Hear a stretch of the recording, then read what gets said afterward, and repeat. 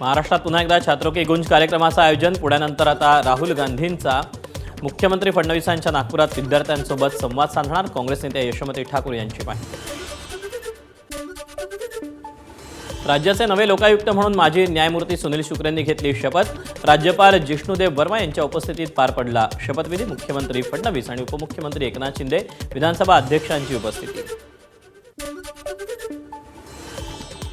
पुढच्या महिन्यात उद्धव ठाकरे छत्रपती संभाजीनगरच्या दौऱ्यावर। 16 आणि 17 सप्टेंबरला उद्धव ठाकरेंचा संभाजीनगरमध्ये 2 दिवसांचा दौरा।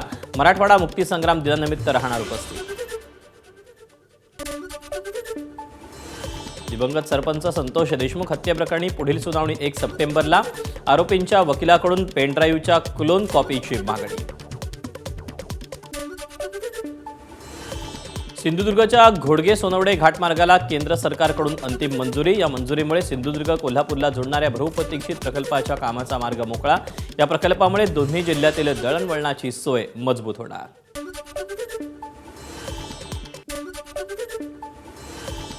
भिवंडी शहराच्या दिंडीगडाजवळच्या 2 गटातल्या तुंबळ हाणामारी प्रकरणी आता हिंदू समाज आक्रमक। एका विशिष्ट समाजाचे लोक गडावर मांस घेऊन जात असल्यानं स्थानिकांकडून मारहाण। पोलिसांनी स्थानिकांवर दाखल केलेले गुन्हे मागे घ्यावेत, अन्यथा तीव्र आंदोलन करू, सकल हिंदू समाजाचा इशारा। तामिळ घाटातील अनोळखी तरुणीचा मृतदेह आढळल्यानं खळबळ। मृतदेह बाहेर काढण्यासाठी रेस्क्यू टीम आणि माणगाव पोलीस यंत्रणा घटनास्थळी दाखल। घातपात की अपघात याचा तपास सुरू। मुंबईतील चर्चगेट मेट्रो स्थानकावर दुर्घटना। तांत्रिक अडचणीमुळे लिफ्टमध्ये अडकलेल्या व्यक्तींना बाहेर काढण्यात यश। विद्यार्थ्यांना सुखरूप बाहेर काढल्यानंतर लिफ्ट मेंटेनन्ससाठी बंद। मुंबईतील MTNL केबल चोरी प्रकरणातील 13 आरोपींना अटक। समतानगर पोलिसांनी केबल चोरी करणाऱ्या टोळीविरोधात मोठी कारवाई केली। 22 जूनला 9 लाख रुपयांच्या केबलची चोरी झाली होती। यवतमाळच्या एसटी आगारात खड्डेच खड्डे। चालक आणि वाहकांचा अडचणींशी सामना। एसटी कामगार संघटनेच्या पदाधिकाऱ्यांनी श्रमदान करून खड्डे बुजवले।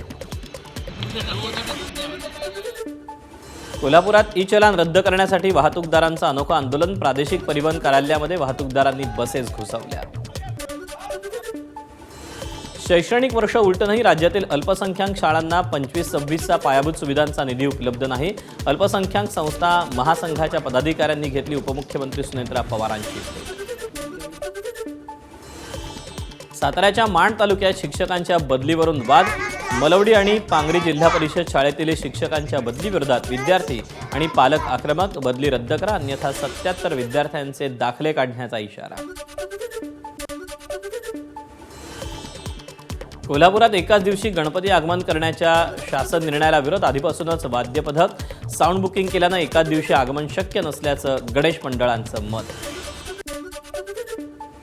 मुंबईतील शिवाजी पार्क मैदानातील क्रिकेटच्या समस्या सोडवण्यासाठी 8 क्रिकेट क्लबकडून MCAकडे मदतीची मागणी। मैदानातील पाण्याची समस्या, खेळाडूंसाठी चेंजिंग रूम, स्वच्छतागृहांची सुविधा अशा समस्यांबाबत हस्तक्षेप करावा, MCAचे अध्यक्ष अजिंक्य नाईक यांच्याकडे मागणी।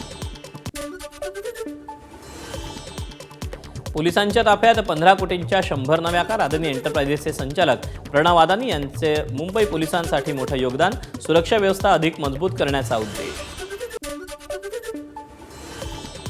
पुणे जिल्ह्यातील शिरूर तालुक्यात खंडाळ्यामध्ये बिबट्याचा वावर। रस्त्यालगत बिबट्याच्या 2 बछड्यांचं बिनधास्तपणे बागडतानाची दृश्य कॅमेऱ्यानं टिपली। उत्तर प्रदेशात कानपूरमध्ये उकिरड्यात टाकलेल्या एक्सपायर फूडचे डबे उचलण्यासाठी झुंबड। आरोग्यासाठी धोकादायक असलेले चॉकलेट बिस्किटचे डबे घेण्यासाठी मोठी गर्दी।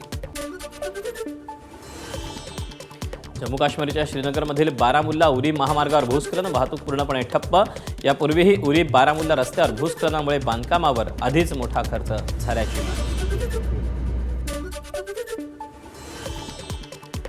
नारा चक्रीवादळामुळे उत्तर व्हिएतनाममध्ये पूर। हजारो नागरिकांचं स्थलांतर।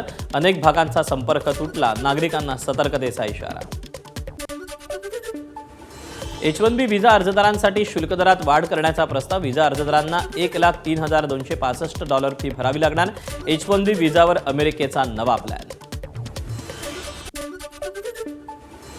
कोलंबो कसोटीत तिसऱ्या दिवशी भारतीय गोलंदाजांचं वर्चस्व. फॉलोऑन टाळण्यासाठी श्रीलंकेला अजूनही 39 धावांची आवश्यकता. तिसऱ्या दिवस अखेर श्रीलंकेच्या 8 बाद 265 धावा.